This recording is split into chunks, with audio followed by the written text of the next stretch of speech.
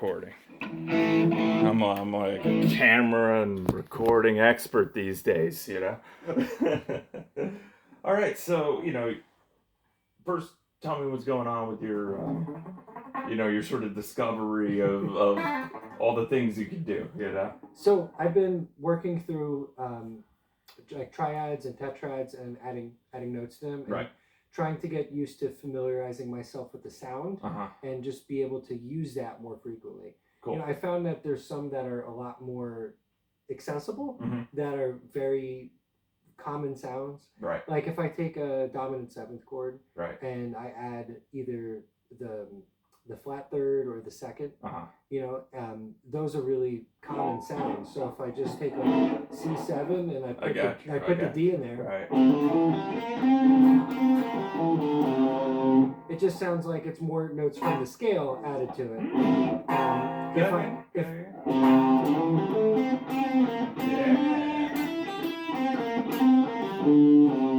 So the D note, the second. The second always feels kind of scalar. Right.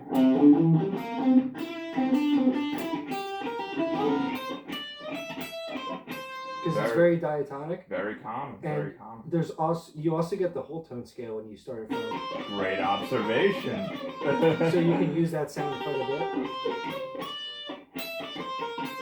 There's even this one Latin song I know that kind of uses that similar sound to it.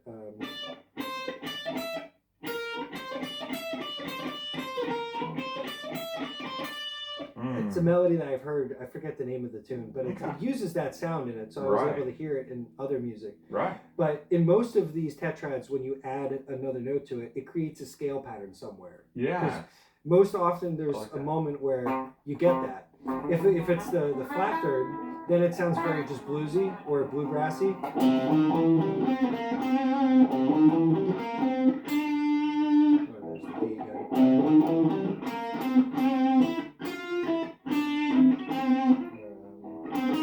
Well, if you're using scale degree 2 and you're using scale degree 1 and 3, you're actually getting 3 of the 5 notes of the major pentatonic. Yeah. You know? And the thing is, like with C7, even let's say we take, how many strings are on this thing? There we go. Even let's say we take, the incomplete version, root third seventh, we're getting 2 of the notes of the major pentatonic. You're adding the D, which is a third note of the major pentatonic. Yeah. The G and the A, it's all that's missing, you know? So literally playing that, you could hear you've got this, right? It's very similar to that sort of blues bass line, where it goes 6 flat 7,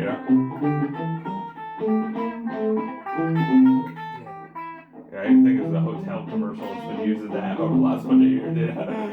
Yeah, exactly. So now you're adding that note of the D.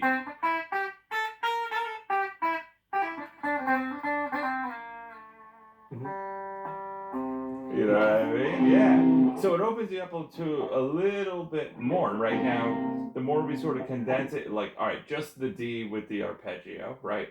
So that will really sort of consolidate the flavor so much. It'll really make it, I like to use the term more ambiguous, less ambiguous, So it becomes less ambiguous, more clear, more of the same mood, Yeah. But then when it comes time to, let's say we're looking sort of at a more, let's call it virtuosic approach, or especially the more inventive pan-diatonic thing. If I start on the D, I get C. We're not going to use G. We are going to use G because it's part of the chord, yeah. You'll get a G minor in there. Right. What's this?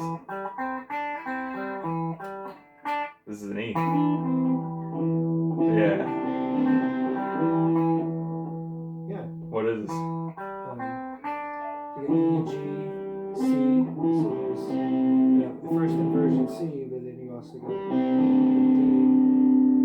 there. Ready? What's that? The suspended sound? C add 9. C add 9, yeah. Right, the add 9 is the triad without the 7th. Yeah. then the extension, you know? Yeah, so if I'm going, there's my 9 again, you know? So now I can like, right? So see how, so right here, E, D, C, right? If I'm going, here's Mary the Little Lamb, right? But I'm keeping it in this stretched position because I've got this, and now I could literally like get the E, or I could go one B string there, right? If I'm thinking that whole tone scale, I've got the note that makes it the whole tone scale right there, the sharp 4. Oh, the sharp F 4. sharp, right? Because whole tone scale is like the first, the do, re, mi of 2 notes that are tritone away. So, you know, so like do, re, mi for C, do, re, mi for F sharp.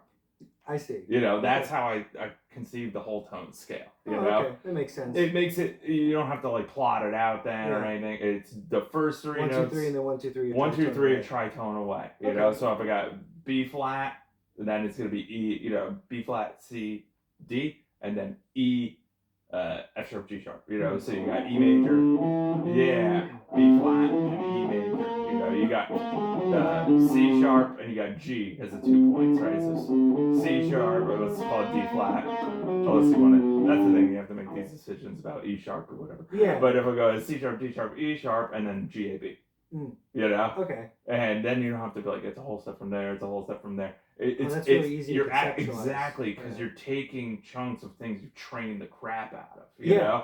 And that's the nice part about it, you know? So I can go, right.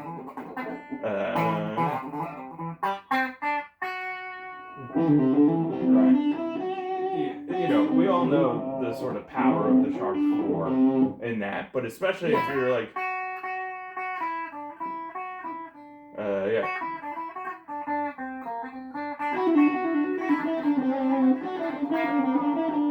you know, so you've got this whole,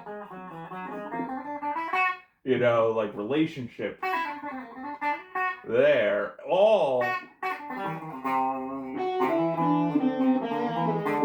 under the chord, and then you're again, here's your next whole tone scale. Now the thing is, this little move, G sharp and G is a chord tone, G sharp is a whole tone scale note, you know, in relation to these notes. So you get to sort of pick your flavor there. Yeah. You could even play both of them. You know, so like as you're like finding yourself throughout the neck and, you know, like new stuff, play new stuff. By going like, you know, like that, like normally I'd be thinking about this as like G and A flat as some kind of function of that. Yeah. But here I'm actually thinking about it as G sharp, right? It depends on how they spell it. It could be A flat if I'm thinking G flat, A flat, B flat, right?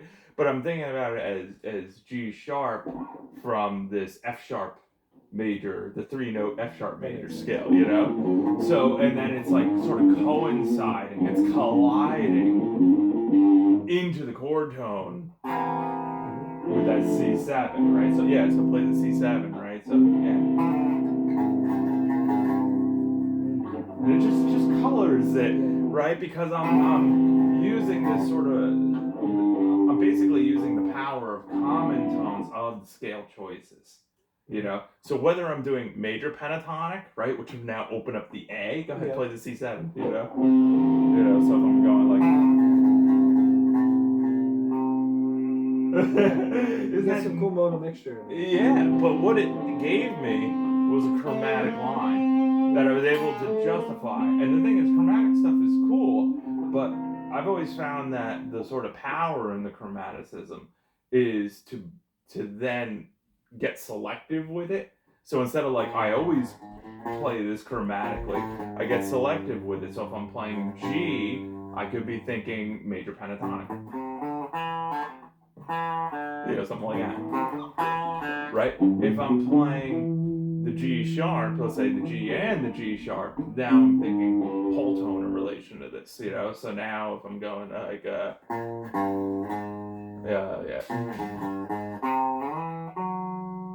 you know, so I've got something like that all gives this kind of sound, and then, you know, exactly.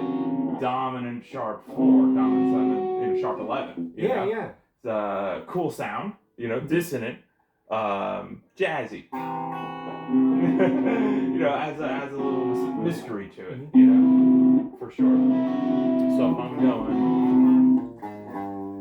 I'm just accessing that note sort of switches the scale choice. So then I go, all right, I just played major pentatonic, and now I'm going to play whole tone, right? So if I'm going like that, maybe I want to go, all right, well, what would be sort of the combination of those? Now I'm skipping over, I could major pentatonic it there, but then for whole tone, it's like I'm now looking at this relationship of just a C, D, E on this string, But let's say I keep going and I get the F sharp. Now on this, I get that chromatic relationship again because of that sort of combinatoriality is the term, of those two choices and the colors. So basically, what we've got is we've got C, D, E, and then we've got G, G sharp, A, and B flat. Mm-hmm. Right? So that is 7 notes. That's not a major or a minor scale, right? Still five notes we're avoiding. So it gives us sort of that clear color, Yeah.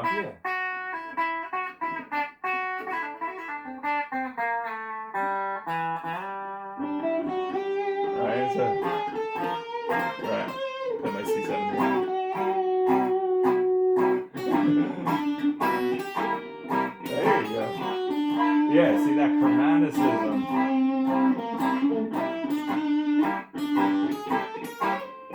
That's right. Yeah, that's it.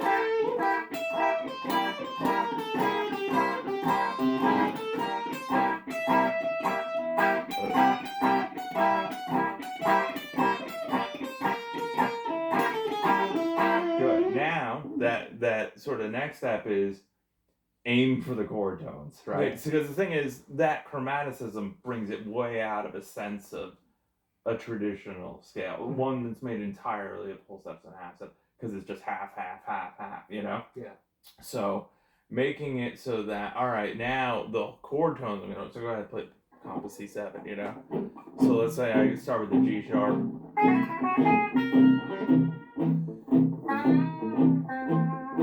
See, just like a little thing like that where I'm just like not all about more color. It'll bring me back.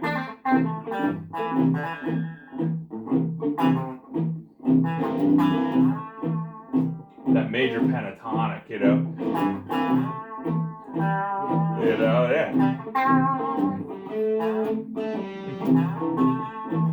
So now I'm like the B flat, Right, that D adding the note is colorful, right? But the triad,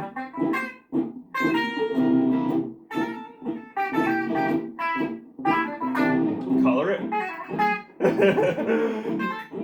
So now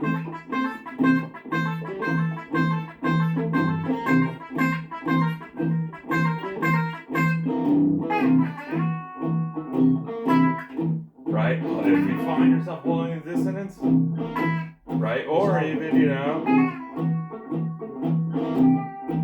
more chord tones, Like the thing is, if you've got such a strong dissonant note like the sharp 11, the resolution to the chord tone, and then another chord tone, another chord tone, another chord tone, then you've got that. So then you can get a bit rhythmic with it,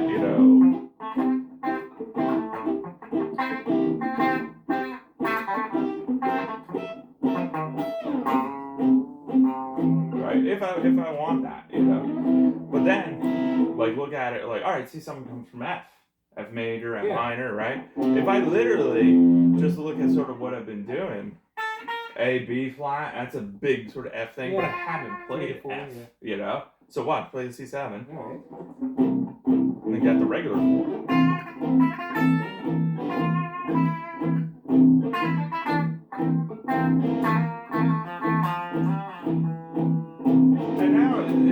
essentially mixolydian. C mixolydian. I'm playing a C major scale with a B flat instead of a B.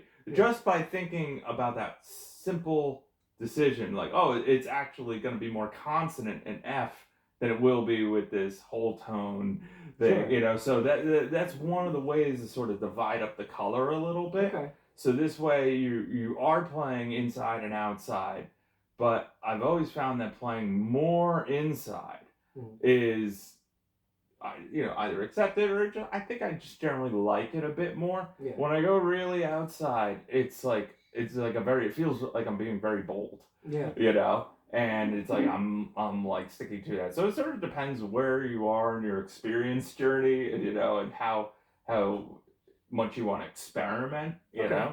But yeah, if I'm I'll comp down, right? So if we're doing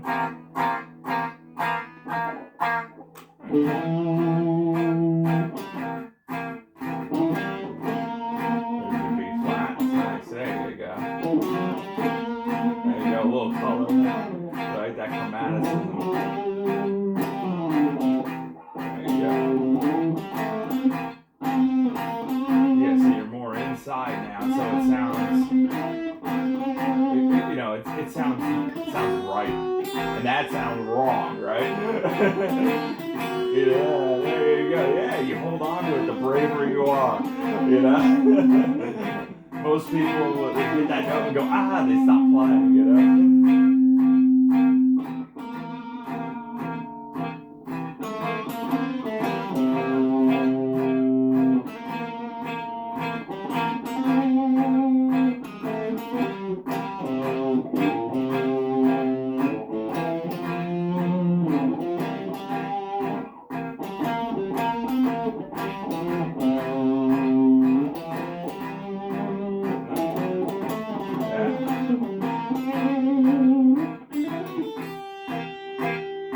And then the next thing I would say is start thinking about arpeggios within these choices, right? They could either be sort of custom made or they could be ones that we know really well, right? But even something like, go ahead, play the C7.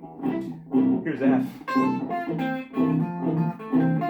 Right? So it's like you can hear, especially after we've been doing this, like, oh, that note reminds me of the major pentatonic. This note reminds me of major mixolydian. This note's in the chord, you know what I mean? So doing that, like where you're going,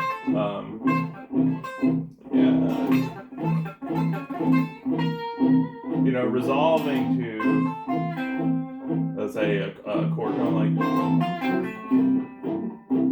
you know, that's where you're getting your line, and then your rhythm, you know.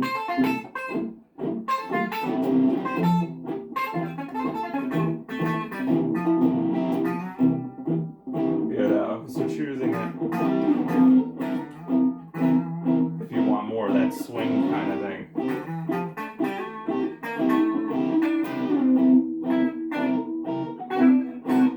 That's sharp 4, right? But the thing is, if I'm going for that, I'm kind of gonna go all in a bit more. You know, I see. So introducing it as more of like a way to play in it a little bit more. Yeah. If I'm going sharp 4, you know, now let's sort of talk some other, right? Whole tone might be a little bit more, almost cliche in a way, you know, like, oh, just because I hear that weird note, now I get to hear the whole tone scale, you know. And granted, the regular listener wouldn't be thinking of that, but the studied guitar player and musician, you know, may, you know, and the ones in ourselves most definitely would, you know. Yeah. So then I'd be looking at it, be like, what's a softer version of that? D7. Well, it uses the A, it uses the C, it uses the D, you know. So now I'm essentially playing Lydian mode or even Lydian flat 7, Lydian dominant, you know. So I could, you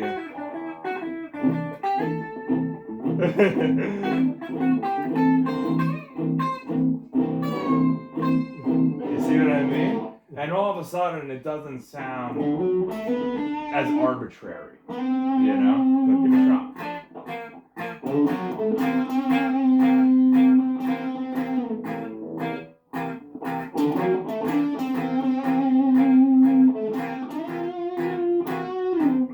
Yeah, once you hit that, like,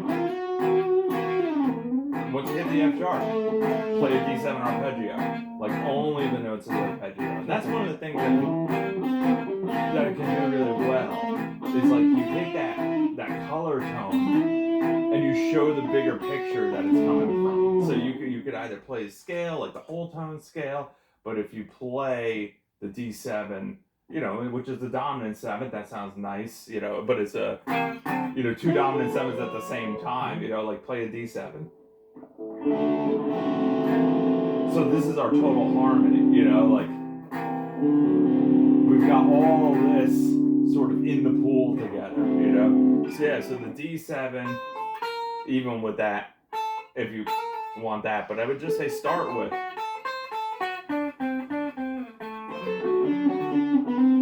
Yeah, just start with this notion of D7, Okay. By doing that, you get to color it properly,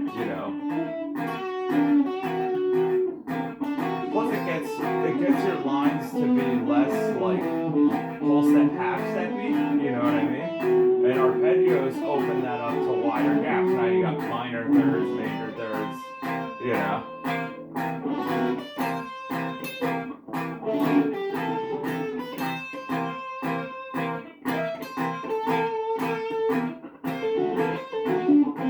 Cool. Yeah. There you go. So like all of that over the C7 chord, right? Mm-hmm. Now, like, all right, take it one notch up, right? F sharp diminished 7, right? Now you've got the D7 with the E flat. Yeah. So it's like add that. Go ahead.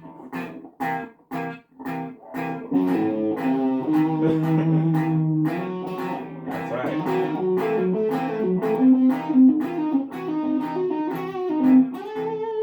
There you go. You can see the power of that E flat. Oh yeah.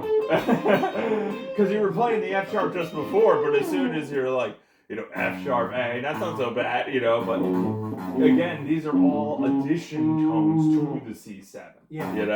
The C is the only note in the chord. And then, and then you're like, in that E flat, which is the minor third, so now we got the false cancellation of the E natural and the E flat, So it's like when you're choosing that, you're like, all right, one common tone from the chord, symmetrical musical concept, so it's got no tonal bias. Yeah. It just really kicks it up a notch in terms of like you can't follow me, you can't follow the music anymore, listener. Yeah. You just have to trust me on this, and then you come down and resolve it the way you want to resolve it, So give it a shot. Play around.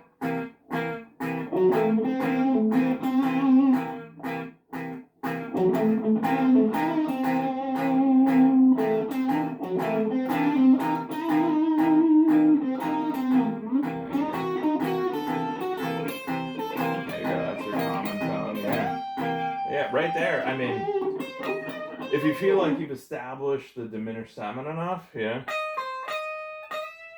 Mm-hmm. Yeah, just slide up to just not just one of the chord tones, you know. So the thing is, if I'm like, mm-hmm. Right, because the thing is, the longer we play outside the chord, the more it comes across as we're not trying to play with the chord at all. Like the thing is, the C note that's being outlined in the diminished 7, just in my personal opinion, is not enough to sound like I'm playing with the chord. Yeah. We're choosing a selection of 4 notes, only one is in the chord, so it like technically works. Yeah. But it would be nice to, sort of come back to that, and then there's my B flat again, so you basically just want to sort of a little bit of this, a little bit of that, a little bit of that. If you do sort of all this color all at once, it just turns brown, like it's very much like mixing color with color theory. It's the right amount, the right way, just comes from trial and error and all that, and then that's how you just develop your preferences for it. Okay. Some people want to play really much more inside and only a little bit out. Some people want to venture and like what's out there, you know what I mean? So, and it seems like you're sort of in that part of your journey where you're like, what's out there? What's out there? So, as you find that out, it's good. But thing is, a always get in the habit of returning to consonants, because that's why we learn to play consonantly first, because it takes the most discipline, you know? Yeah. We have to be like, oh, these are the notes in the chord. I have to remember that. I have to find them. If I want to play it smoothly, I have to know, you know, finger outlines and stuff like that. Here's my, you know, cage-shaped G chord, you know? You know, whatever it is, you know, that you're doing. So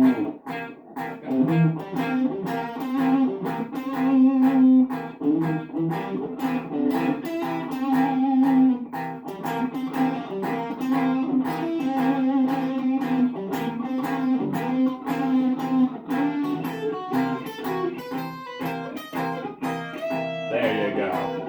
See, that was tasteful, but the fact that the E flat really acted more like the D sharp is like its job is to get to E, and once you get on E, like just even take a breath there, you know, like hold that, and then, you know, do whatever you want from there, continue on. But it also gives you a nice excuse, like, to take your breath to start burning it a little bit more, you know.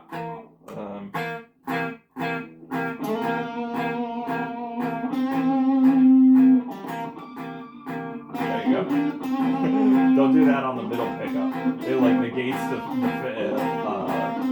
ability for the harmonic to come out. So go bridge your neck if you want to pinch. You know? That was cool, yeah. So good use of the A flat, you know?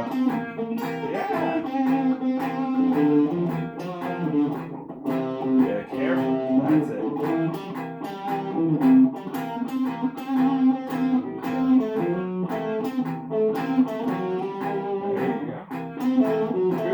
The F sharp there. You know, I like that sort of combination. Really just sort of outlining dominant sharp 11, good E there.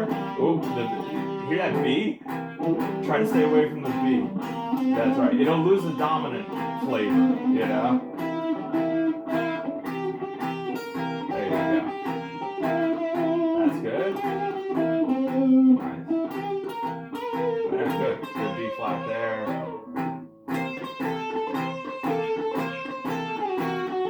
Yeah, there you go. So that's you know, there you go. Out and in, you know.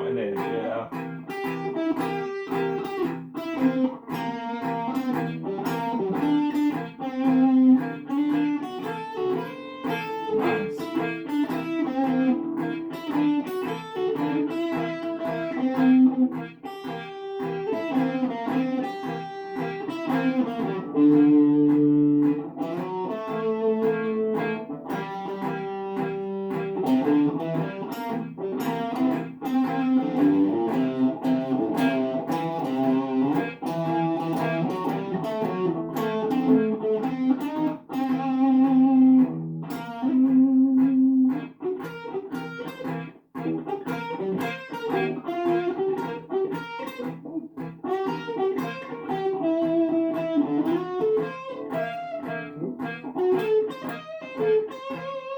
Now let's talk even further out, right?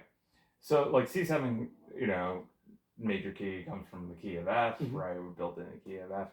So anytime we want to go just really drastically outside, tritone away from that sort of root key, right? So what's tritone from F?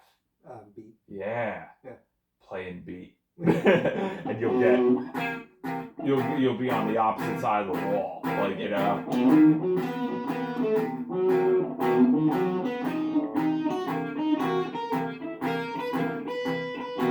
Right, but here, the A sharp is in. Yeah, B flat. Yeah, mixolydian. Okay. Give the A natural.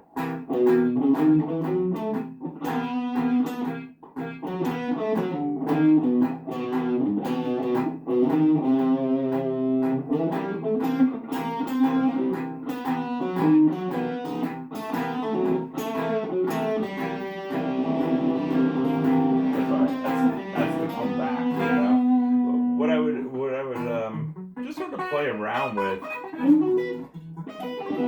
is idea. So right there, that was B major, and then E major over C7. You know, you've got one of the common tones in there, but the thing is, because we're so clearly establishing this sort of tritone relationship away,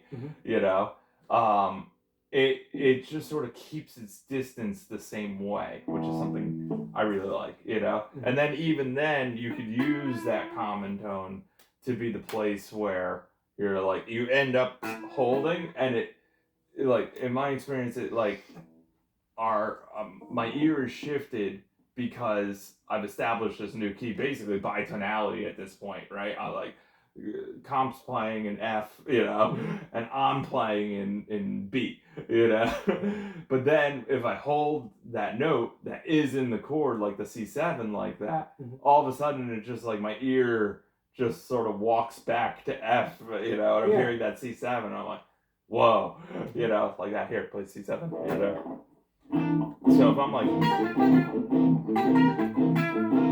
C7 stuff, right, and then I'm like,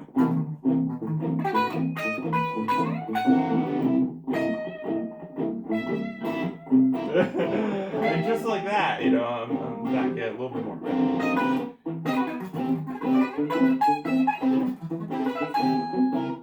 Let's go like yeah, I mean the chromatic note, but I want the E, so like that. So if I'm like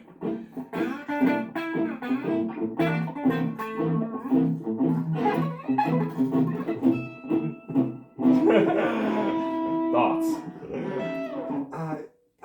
I think it's great seeing how you can play around it by playing things that have some relation to it in one way or another. It's stepping further away from it, but the key is leading it into something that returns back to the ear. So especially rhythmic wise, especially on the downbeat, when we're doing this, when we're playing so loosely with pitch, we gotta keep something. We don't want syncopation is something else that we're also playing loosely with at the same time, because then it just sounds like we're playing in something we're not even playing along at all, Yes. So it's always that balance of sort of what experience, read the room kind of thing, what experience we're looking for. But if you're playing by yourself or over a track or something like that, then it's like, that's where you're like in full experiment mode, and you feel like you might stumble on something really original for yourself. That's very exciting, but yeah, if I'm playing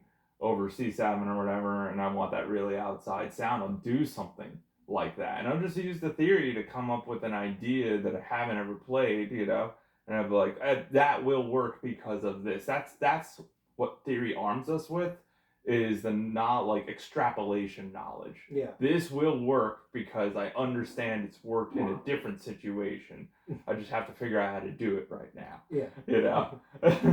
But especially when you add, like with the sweeping like that, it allowed acceleration of note. It allowed a different sense of grouping. So it allowed a bit more, virtuosity. You could also do it with tapping, and you can do any which way where you're able to start sort of putting notes together at that rate of processing speed.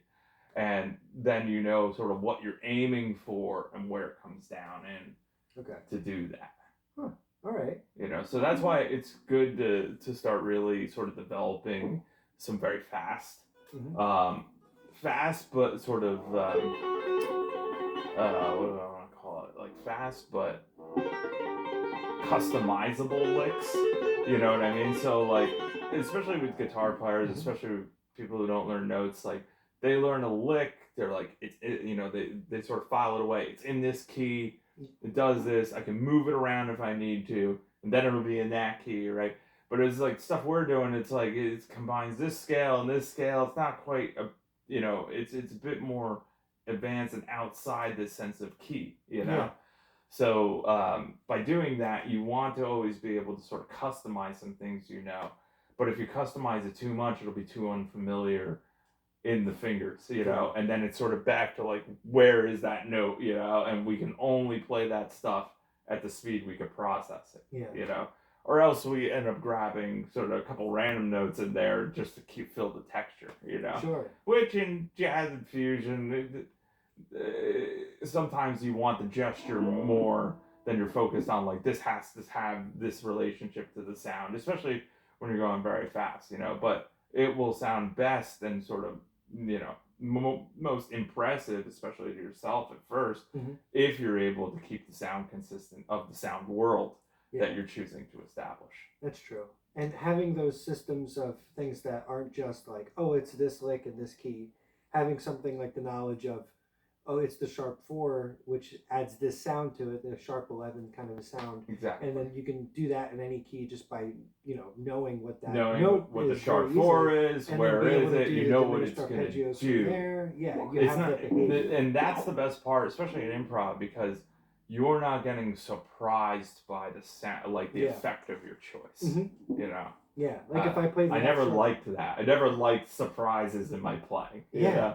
So like if we were to change from like C7 to E flat 7, and then I play the F sharp diminished 7 chord over that, it's not going to have the same effect because it's not from the sharp 11 of the key that's right. You know what I mean? Of the harmony that I'm in. Right. So I would have to use the notes that belong. Actually it is. That one is, yes, but the different example. Right. That was a tough one because you chose a symmetrical. Don't choose a symmetrical. Yeah. There's only 3 diminished. Right. Of course, they're going to match up with different ones. But, we rolled the dice. Yeah.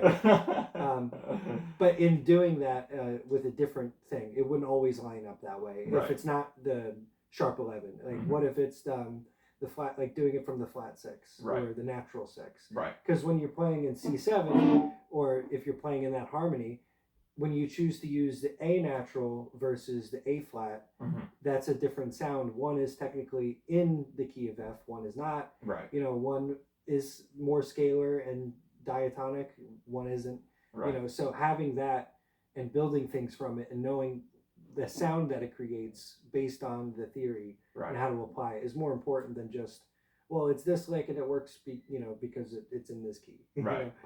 Having those labels for the sounds and knowing how to use them, not being surprised by them, is important. Yeah. Good way to sort of put it all together. How are we doing on time? It's 2:55. 2:55. I got a sense for this kind of thing. Yeah. All right, so let's go right to greatest takeaway because we covered sort of so much and got some firsthand experience with it all. What's the next step for you in terms of using this? Well, I've been trying it in different contexts other than like the dominant 7th chord and in the different triads and adding all the other available notes that are in there. And I found a lot about some things with the sound. Yeah. What works, what is familiar, what isn't, and what I'm able to find out after getting a takeaway from this is that knowing how to use it in context and then return to something that is more familiar and not just spend a whole lot of time within that one sound for a while. Like when I was playing with the guide tracks, I would play for 5 minutes with that one sound over and over again, and then trying to get my ear used to that sound. Right. But in context and playing, it's more appropriate to sneak it in or weave it in through things that are diatonic stuff. Yeah. And be able to use it appropriately and return to, I guess like the home base or the key and be able to make it integrate into what I'm already playing. Yeah. Like when I'm playing live and I'm doing shows, I typically stay within the limits of what people expect to hear with diatonic stuff and solos, but being able to weave in additional notes and get back to playing something in the key that I'm in, and it's all diatonic, is exciting because I'm using the theory that I have worked out and have understood to make sense in the context, but then show how it makes sense to everybody else when they're listening. Why the sharp 11 works here, and then how I can get back to the diatonic sound. Right. I think finding ways to jam in it and then get out of it and then back in and vice versa is what I kind of witnessed today, and experience with playing that the F sharp major F sharp diminished 7 sound over the C7, right, and then playing back into the C7 arpeggios and things using it as something that sounded like it was you designed it to go there, to go to consonants, and it doesn't sound like I just played wrong notes or I'm playing too far outside for too long. Right. I think that's the key. It's that taste. It's that subjective taste. You know, one of the things I'm definitely going to recommend for you at this point, yes, keep doing what you're doing, but I think something that's sort of right up your alley is a transcription of a solo of someone who's making sounds you like, So jazz, guy, jazz guitar player, jazz saxophone, whatever, but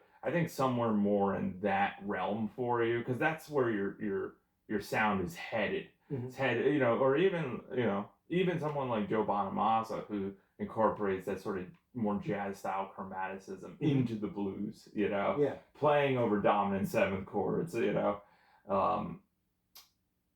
things like that. So I think something like that, like if there's, who was the guy you were saying you were into? There was a guy that you liked this pun, jazz guy. Oh, maybe there's a guy, Jimmy Bruno. It could be Jimmy Bruno, the New York guy. Yeah, he's retired. Yeah. And there's a bunch of jazz players. So like or even some of the greats, Wes Montgomery, Joe Pass, those kind of people. The sort of legends. But you could take your knowledge of the chords, the harmony, your experience, you start transcribing the stuff, and then you get to go, oh, when I arrange it this way, rhythmically and texturally on the instrument, it comes out like this. Okay. So like right now, because we're kind of looking at it, we're like, this note makes me feel this way. This note makes me feel this way. In relation to the harmony, you know what I mean? But seeing it sort of like way down the road is what transcriptions teach us. People who have sort of worked out, and the thing is, we already know it works because we've gotten something from it on an emotional, on a visceral level first. So we get that, so then the transcription by ear thing, could be, there's videos and stuff these days, but especially if you push yourself to do it by ear, that's where you then have to sort of like learn the guitar better, because you're like, how do I, especially if it's a not guitar thing, you know? Sure. But there's so much there for you that I think specifically you would get so much out of. Okay. In that realm of study. I don't know if you've ever done that kind of thing before. I've transcribed some things before. I never really written them out, just to play them. Right. Well, I mean, you don't have to write them. But you want to learn their exact rhythm placement. You want to, basically, I call this the characteristics of the style. Okay. So the thing is, this is how we learn styles authentically. Right now, we're sort of like coming at the style from the outside, like, oh, I see what it's like in there, but once you really get your hands dirty with a specific piece of music, a specific improv thing that you're studying every which way, that gives you the insight of the potential of those choices. And more importantly, it gives you references and labels for those things. So that you can put them in your own playing. You can literally extrapolate them. You can put them in your own playing over a different chord at that point, over a different quality of chord, and you can do the customizable thing, which is really the thing you've been training, is how do I customize anything that I know so that it does what I want. Okay. That's what I would be looking into. Cool. So questions? No, I think I'm good. Cool, man. I'm gonna think about what I should transcribe, listen to some things and think what would be the best opportunity for me to learn some of this stuff. Just whatever sparks you the most. Don't never, ever, ever consider difficulty. You got it. Never, ever consider length. Never, ever do that to yourself. Because the thing is, if you do that, that becomes a habit, and we just never do things that we are considering are difficult. Yeah, what's exciting about this? We're too worried about not failing. We're too worried about not disappointing ourselves. That has no place in this, The thing is, if you want to excel way past where you feel like you currently are, it starts with the mindset. So we can't go, I think this is doable, blah, blah, blah, blah, blah. No, whatever sparks you the most, something like Sequenza 11 really sparked me, and I knew it was a Goliath, and I didn't know how long it would take. I knew I had, I didn't. It was up to me when I was going to audition at these places. Yeah. So I was just like saying to Steve, this makes the most sense ever, So I took on the Goliath, right? Bach thing, yeah, the fugue was gigantic. I took it on, right? The Italica, all the scales. I don't have that scale technique. I'm going to use this as a template to develop them. Brouwer, El Decameron Negro, freaking all 20 of the Brouwer studies, Molina Sonata, whatever it was that was sparking me. I just wanted to spend time with it. And I just wanted to spend more and more time with it. And the thing is, you'll get some of it. Some of it will start to come, and you're like, oh, this is really cool. This feels like an evolution. Yeah. And that's what you're looking for, is the feeling of evolution. So in my experience, the more difficulty, the more potential there is for evolution and for a greater evolution. Yeah. The more familiar you are with it, the quicker you're going to digest it, the less satisfying and rewarding it will ultimately be. Yeah. So it helps to take on massive things like that. You were doing Prelude, Fugue, and Allegro. You did the Mompou. That was a massive thing, and just getting it to the level that you're proud of, that kind of thing, is what sort of builds our character and sets our new standard for ourselves. Because progress is always about meeting what we've, like, the hardest thing we've ever done before. Yeah. And meeting that sort of same amount of grit that's involved with that. It doesn't mean everything we play has to be more difficult, but it's the amount of that sort of patience and that, like, pure stoicism, that objectivity of, like, this gets done. And the thing is, because we do these gigantic things, it allows us to, like, strength train our endurance, like our mental endurance, our ability to get frustrated goes, like, way, I don't know how you would call it, up or down, but, like, it extends so much to like, frustration is so far away. Yeah. If you think to, like, maybe where you are now or where you were a couple years ago, that kind of thing, you realize that you got frustrated sooner. And that's the whole point of taking on difficult things, is to learn how to push frustration away, because we know they're difficult, so we rationalize that. So we it's a lot easier to give ourselves grace. Yeah. If we feel like something's easy and we keep fucking it up. That's true. Yeah. If we only do the things that we can do, we'll never find out what else we could do. That's right. Things are more challenging. That's right. So when choosing something, whatever is hitting you the hardest emotionally, forget what's in it. Doesn't matter how fast it is, doesn't matter how long it is, doesn't matter how short. Like, whatever is just like, I just want to get into this. Get into it, right? But learn how to not let difficulty be a determining factor at all, Same thing, like, remember when you were playing Rossiniana, It's like, it's a big, difficult piece, just because there's so many notes in it and all the technique and blah, blah, blah, But it's like, that's the kind of thing. It's like one note at a time, and you can put that piece together. That's how I did it, one note at a time. I think I learned it, like, front to back. But, like, getting it all learned and stuff like that, it was actually pretty easy because of the stuff I had done before. I'd already done the Bach, I'd already done the Sequenza, I'd done 3 movements of Takemitsu, I did a different piece by Takemitsu.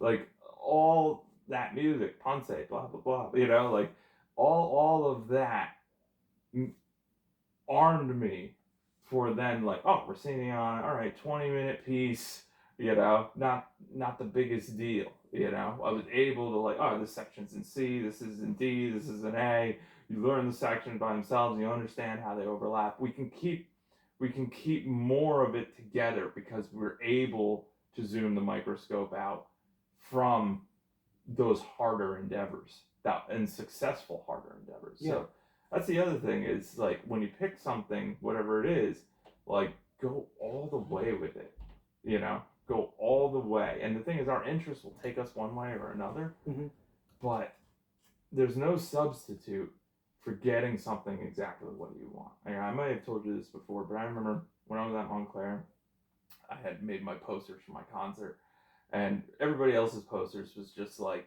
a picture of them or like come to my concert kind of thing or something funny, and it was great, you know.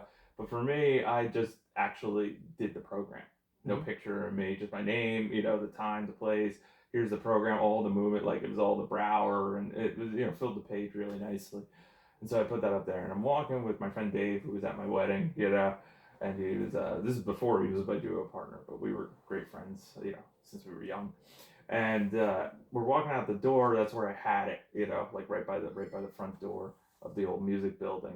And he's looking at it, and he goes, "You know what's great about this?" And I'm like, "What?" He's like, "You're doing exactly what you want." I was like, "Yeah, I am," you know. And the thing is, like, I didn't realize it then, but that's what sparked me the most. Was like doing exactly what I want, the way that I want. So for you personally, you've got to make some decisions about the way that you want things. It seems like in the past, it's been a bit about like, well, let's see how things go, you know? But it's about, you know, I want it this way, and having that clarity. Once you have that clarity, you have that full admittance of want, then you got to get there. That's it. Otherwise, it's just sort of kind of be the same, you know, Groundhog Day experience over and over again. So that's what I would be looking at, is going, this has to be this way, and now the work begins for that. All right, man. Thoughts? You got it. I'm all on board for that. Cool. So I'm gonna find something that really interests me. You know, I have a few things in mind already, and I'm gonna try to just play it and take everything that I can from the music and apply it to the guitar and be able to not let up until, you know, I'm able to play it the way I want to. Right. That's what it's about. That's where the pride comes from. Yeah. It doesn't come from coincidentally having it at some level. Yeah. It comes from that full intention of, I want it this way, you know, and I'm that's what I'm working for, is for the experience to feel like this, the experience to go like this. When we're able to hit that nail on the head, that's when we feel like we nailed it, you know, and that's a real jumping point, that or you know, like boost point. Like that's a point where we're like, something shifts in our head, you know, like this level of belief in ourselves just starts to go way up. And I mean, testing ourselves with, you know, stuff that happens to be difficult, but just that's what we're really into, like really into, like we're thinking about it all the time, even when we're not playing and stuff. That's what makes like prioritizing this stuff like possible. Yeah. You know, especially more like this age, you know, you're already working professionally, you know, all that kind of stuff. So like it's the kind of thing that becomes necessary for not just potential progress, but intentional progress. Got it. Okay? Yeah. Thanks so much. Have a good journey, man. Gotta have one of these. Not electric guitar without that. No, of course. On the back here? Yeah, I believe so.